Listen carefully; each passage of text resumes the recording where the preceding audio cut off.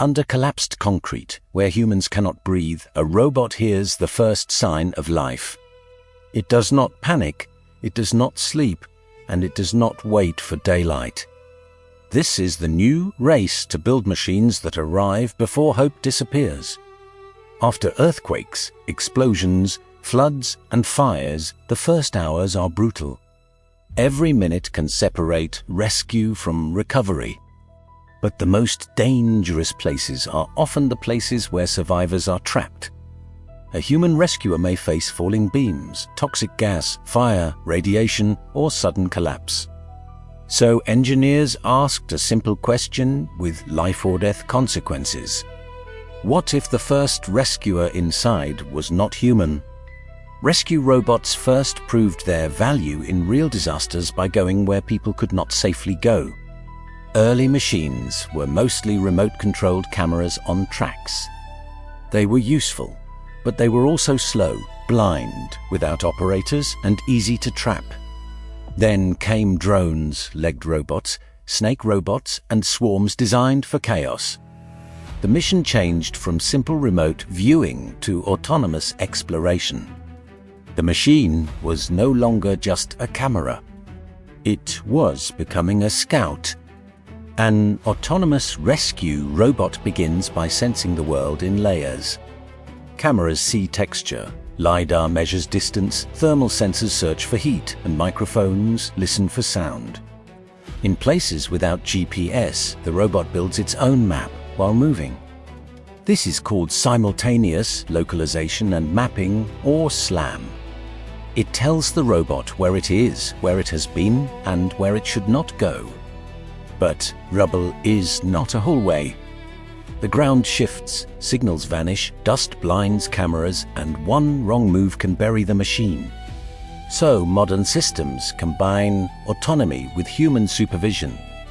The robot explores, but the human decides what matters. Quadruped robots can climb stairs, step over pipes, and move through damaged buildings. Tracked robots can crawl under slabs and pull equipment through mud. Drones can fly above wreckage and create fast maps for command teams. Snake robots can squeeze into gaps smaller than a human shoulder. Some experimental mini-robots are small enough to search hidden voids that dogs and humans cannot reach. Together, they form a robotic search team built for impossible terrain. In an earthquake zone, the first task is not lifting concrete. It is finding where life may still exist. A robot can mark a heat source, detect movement, and send coordinates back to rescuers. In a burning industrial site, it can measure gas, temperature, and structural danger before people enter. In a flooded tunnel, it can inspect darkness without risking a diver. In a nuclear accident, it can go where radiation makes human work deadly. The robot does not replace courage. IT prots IT.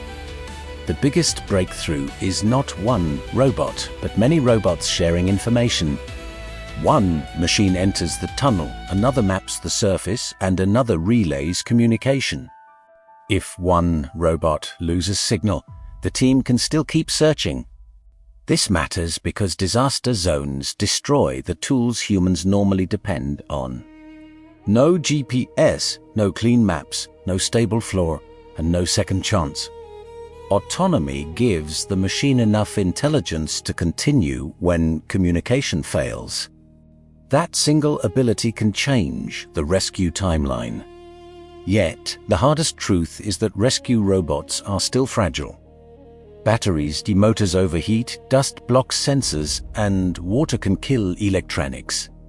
Artificial intelligence can misread a shadow as a path or miss a survivor behind hot metal. A robot must also avoid making the disaster worse.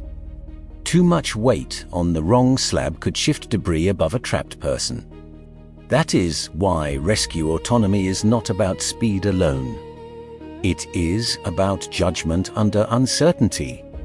The future is not robots replacing emergency workers.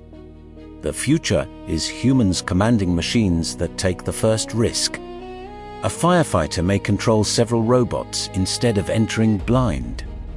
A drone may show the safest path before a team moves forward. A ground robot may confirm whether a sound is wind, metal, or a human voice. And when the rescue team finally enters, they enter with knowledge instead of fear. This technology matters because disasters are not local anymore. Cities are taller, infrastructure is older, and extreme weather is pushing emergency systems harder. Ask a rescue robot in Japan can teach lessons for Taraco, Chile, India, or California. Every mission creates data that helps the next robot move better. Every failure becomes a design upgrade. Every survivor found turns engineering into something deeply human. The next generation will be smaller, tougher, smarter, and easier to deploy. Some will unfold from backpacks. Some will fly through broken windows. Some will crawl through pipes, vents, and cracks like mechanical insects. The most advanced systems may choose their own search patterns in real time. But the real breakthrough will be trust. A machine must prove that it can be useful when everything around it is broken. The rescue robot is not a symbol of a cold future. It is a response to a terrifying human limit. We cannot shrink our bodies into rubble. We cannot breathe poison, see through dust, or walk safely on ruins that may collapse. But we can build machines that carry our eyes, ears, and decisions into danger. And one day, the first voice a trapped survivor hears may come from a robot. Not because humans gave up, because humans finally found a way to reach deeper.